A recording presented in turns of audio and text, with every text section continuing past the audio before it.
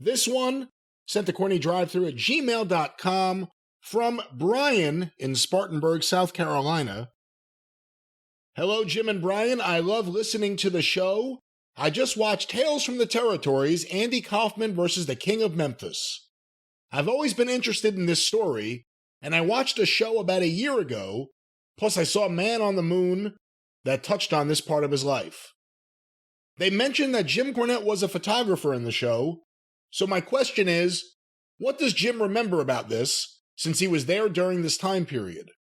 I thought the Foxy angle was a work, but Lawler insinuated it was a shoot match, and he also said the slap on David Letterman was not planned.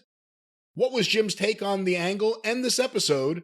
I remember it ran on and on for weeks with the original angle, him hiring bounty hunters, him and Hart arguing, then him tagging with Lawler, the whole back and forth angle for several weeks in Memphis. Oh, it was like a year and a half after the initial match. It was a year and a half until finally, I think they wound it up like November of '83, which was the last time Andy had come down. He had just found out that he was sick and had cancer. And obviously that's the only reason he didn't come back. Okay. And obviously the program, the Tales from the Territories that was just on last night as we speak that he's referring to, last week, it was just Memphis wrestling in general. This was the Kaufman-centric episode with Lawler and Dutch and Jimmy Hart, Jerry Jarrett, Jeff Jarrett. And by the way, 10 o'clock Eastern time on Vice TV for Tales from the Territories. My mother would have got a bigger kick out of watching that show last night than she would have seen me on television in person, because so many of my pictures were featured on that show, the Kaufman and the stuff with the picture of Foxy on top of Kaufman and Andy looking like a rat trying to find a corner in a silo was mine. And my mother always got a bigger kick out of seeing my pictures somewhere than she did even when I got on television myself. It was like, well, back when he was just a young teenager and he did that. So 40 years later, she would have gotten a big kick out of it. Anyway, that is exactly correct. The matches with the women were not set up in any way, and Foxy never got smartened up. There's going to be another program on Vice's YouTube channel that will feature me, and I'm trying to get an exact air date. I haven't heard from them, but a program that they have called I Was There. I shot some stuff last month for that, which is the program is a first-person recounting of if you were present for a historic or famous or infamous incident or whatever. And the deal that they did was the same as he was doing in the nightclubs and on the, like Mike Douglas show and whatever.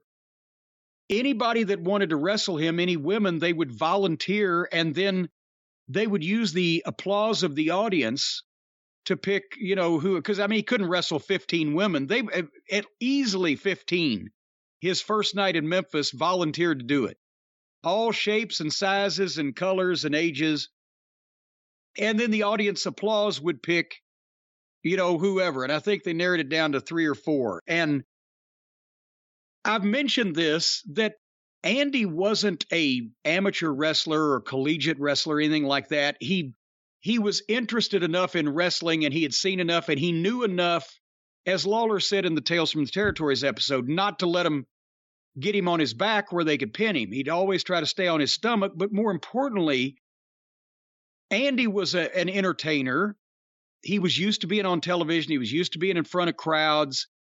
These people were normal women, convenience store clerks or, whatever, that just went to the matches and decided to do this as a lark. And they would get nervous.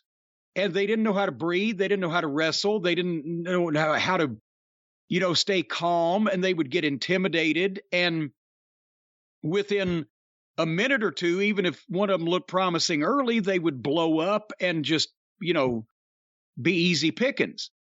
And the first week in Memphis with Foxy, she might have been 5'5", but she had to be 200 pounds. She was portly. And the first thing that she did, and now bear in mind, Andy's gone through the 3 easier ones first, right? And the first thing she did, they showed the clip. She didn't know what a leg dive was, but she got him by the leg and picked him up and went forward and took him down, and the place blew. And then she got on him for a while. And I think that I still can't remember, but that first week's match, I believe, went to the 3-minute time limit, because that's the 3 minutes there, the time limit he had on all of these, because he wasn't going to stay out there all night.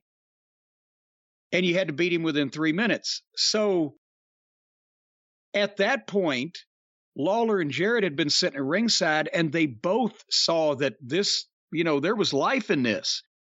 And they went to Foxy and asked her, well, they went to Andy and said, well, you want to come back and do it again? Oh, yeah. So they got a hold of Foxy. And I mean, everybody had signed releases. And Lawler talked to her and said, hey, I think I can teach you and give you a few pointers. You want to come back next week? And they actually, for the first, and as far as I know, the only time in the history of professional wrestling, they booked a return match where one of the participants didn't know that it was a work. They weren't going to smarten her up. She was a regular fan in Memphis, and she didn't need to be smart. If she had, it would have blown the whole thing. Lawler gave her a couple of wrestling tips. I don't think anything she could probably use legitimately, but she thought that she might. And then he brought her out on TV. Yeah, could Lawler teach someone how to prevent themselves from being put in a hold? Well, yeah, but I mean, and he wasn't teaching her anything that she really could beat Andy with anyway. But the beautiful thing was, if Andy got beat, it didn't matter, because the people came to see it. So they brought it back, and Foxy is convinced she's going to win, and that's what was her downfall. And they showed the footage of him pinning her because she was so fired up. When it started, she was blowed up, before it got started. And she still didn't know how to breathe, and it was still in the Mid-South Coliseum. And imagine a wrestling fan in Memphis getting a chance to wrestle a network television star in front of thousands of people in the Coliseum. I'm surprised she didn't fucking faint. And he ended up, as she got wore out, and he beat her. And then he started abusing her and everything, and Lawler came in and they did their business. But Foxy to this day has never been, well, if she's still alive now, she knows. But I guarantee you the first time that she probably realized that she was as the kids used to say, a prawn in the game, was when she saw the movie Man in the Moon, if she did, and realized that it was a work.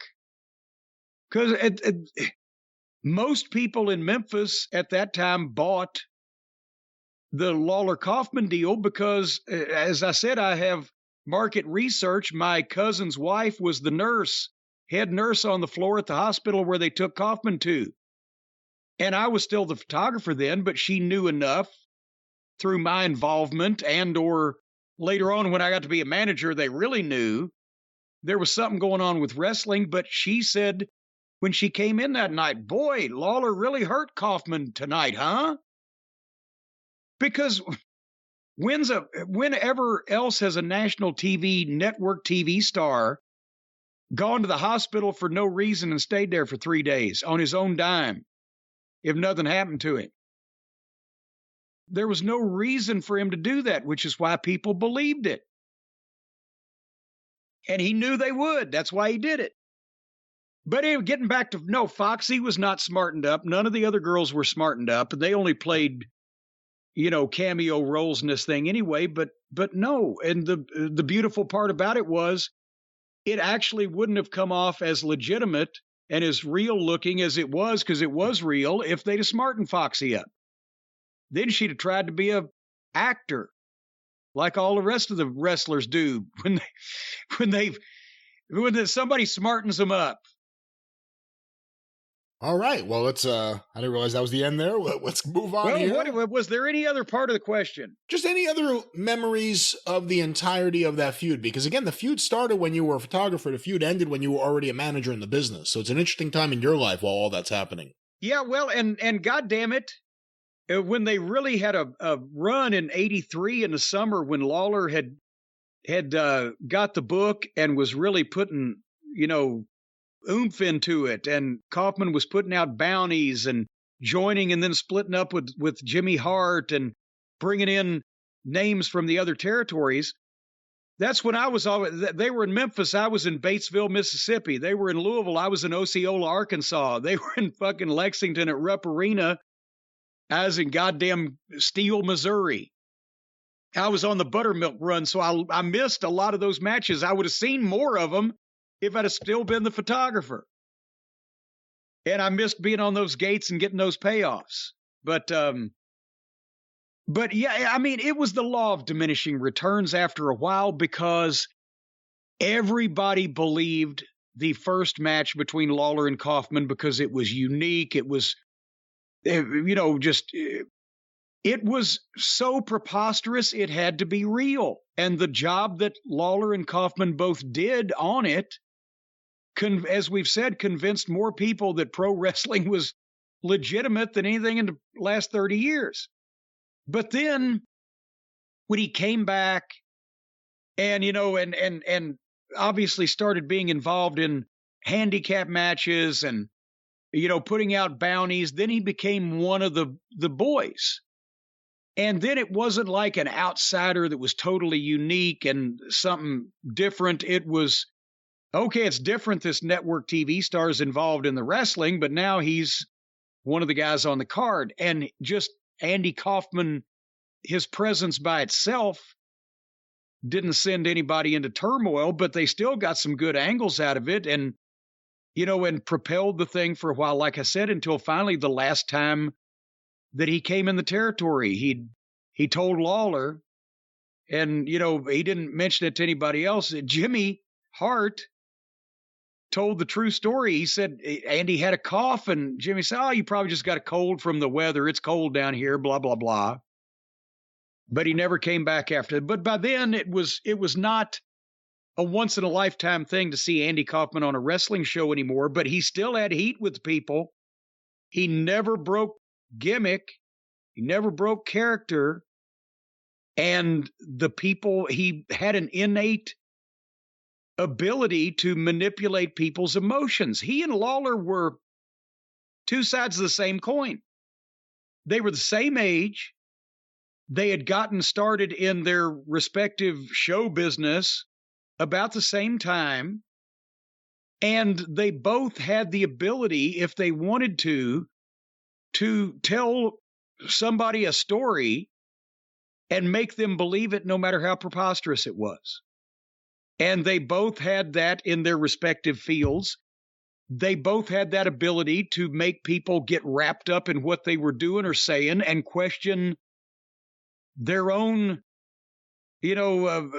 sense of whether this is real or not. Does he mean it or not? Is he really a foreign man from Bulgaria or, whatever? So they were very similar people, and it was a magic combination. Is the biggest misconception that it did strong business from beginning to end?